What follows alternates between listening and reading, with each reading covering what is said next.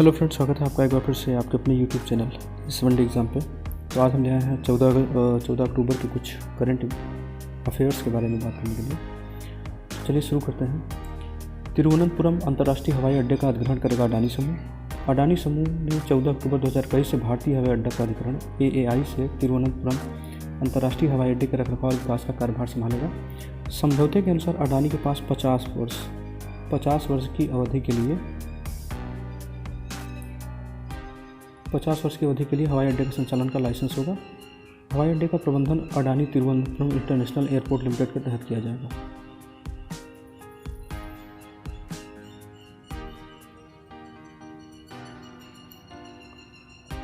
ठीक है, नेक्स्ट पे चलते हैं कि पारिस्थितिक खतरों के लिए सबसे संवेदनशील देशों में बांग्लादेश।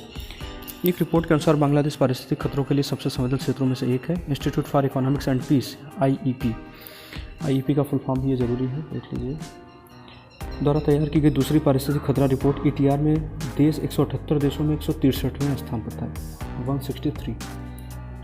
ठीक है, IEP का ऑस्ट्रेलियाई स्थित थिंक टैंक है। रिपोर्ट में अफगानिस्तान का समग्र स्कोर सबसे अधिक है और वह सबसे कम 178वें स्थान पर है। विश्व मानक दिवस 14 अक्टूबर को मानक दिवस के रूप में मनाया जाता है, विश्व मानक दिवस का, जिसके अंतर्राष्ट्रीय मानक दिवस के रूप में भी जाना जाता है।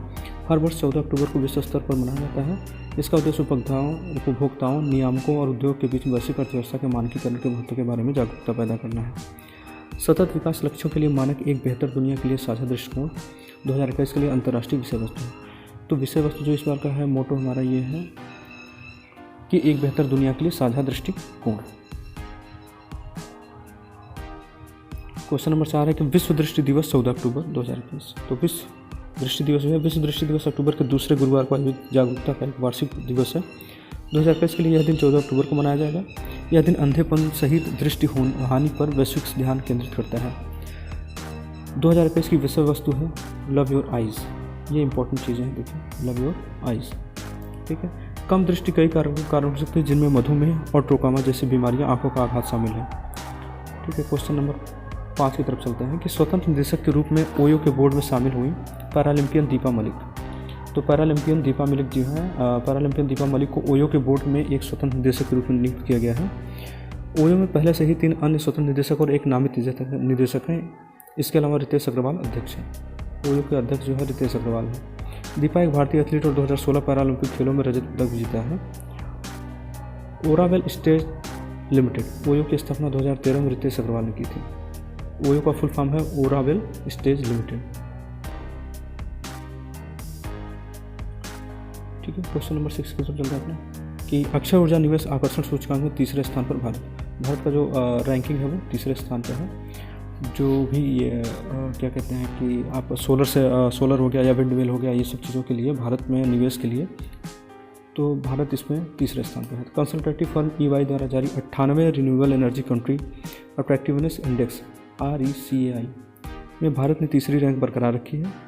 RECI ने अपने नवीकरण ऊर्जा और निवेश और तैनाती के अवसरों के आकर्षण के आधार पर विश्व के शीर्ष 40 बाजारों को रैंक करता है। अमेरिका और चीन क्रमशः पहले और दूसरे स्थान पर है। अमेरिका पहले नंबर पे और चीन आपका दूसरे नंबर पर।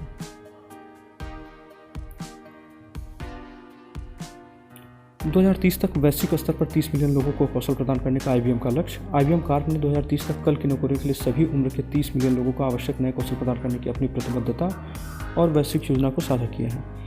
इसने 170 से अधिक नई शैक्षणिक और उद्योग भागीदारी के साथ एक स्पष्ट रोड मैप की घोषणा की है। भारत में IBM कौशल विकास और उद्यमिता मंत्रालय CBSE आदि के साथ समझौते जारी रखेगा। IBM की स्थापना 16 जून 1911 को थी। इंपॉर्टेंट क्वेश्चन यहाँ से बनता है आपका कि IBM की स्थापना कब हुई थी, तो उसका सही आंसर है 16 जून 1911 को IBM की स्थापना हुई थी। तो चीन प्रतिबंध के बाद अमेरिका बना सबसे बड़ा बिटकॉइन खनन केंद्र। विश्व के बिटकॉइन खनन के सबसे बड़े हिस्से के लिए संयुक्त राज्य अमेरिका ने चीन को पीछे छोड़ दिया है। डेटा 13 अक्टूबर 2021 को यूके के Cambridge centre for alternative finance द्वारा प्रकाशित किया गया था। डेटा के अनुसार संयुक्त राज्य अमेरिका अगस्त 2021 के अंत तक वैश्विक हैश दर के लगभग 35.4% साथ अब खनन का सबसे बड़ा हिस्सा है। इसके बाद कजाकिस्तान और रूस हैं। आज के लास्ट करंट अफेयर की तरफ चलते हैं कि विदेश मंत्री एस जयशंकर ने की आर्मेनियाई प्रधानमंत्री निकोल पेशिन से मुलाकात। विदेश मंत्री एस जयशंकर ने 13 अक्टूबर 13 अक्टूबर को आर्मेनिया के प्रधानमंत्री निकोल पिशियन, आर्मेनिया के प्रधानमंत्री जो हुए उनका नाम है निकोल पिशिनियन, से मुलाकात की। दोनों देशों के बीच व्यावहारिक सहयोग एवं व्यापक एजेंडा विकसित करने पर सहमत हुए। उन्होंने येरेवन में अपनी आर्मेनियाई समकक्ष अरारत मिर्जोयान के साथ भी एक बैठक की, जहां वे दोनों देश के बीच व्यापार, शिक्षा और सांस्कृतिक आदान प्रदान को बढ़ाने पर सहमत हुए हैं। तो थैंक यू गाइस, आज के लिए बस इतना ही। मिलते हैं आपसे अगले वीडियो में, तब तक के लिए धन्यवाद।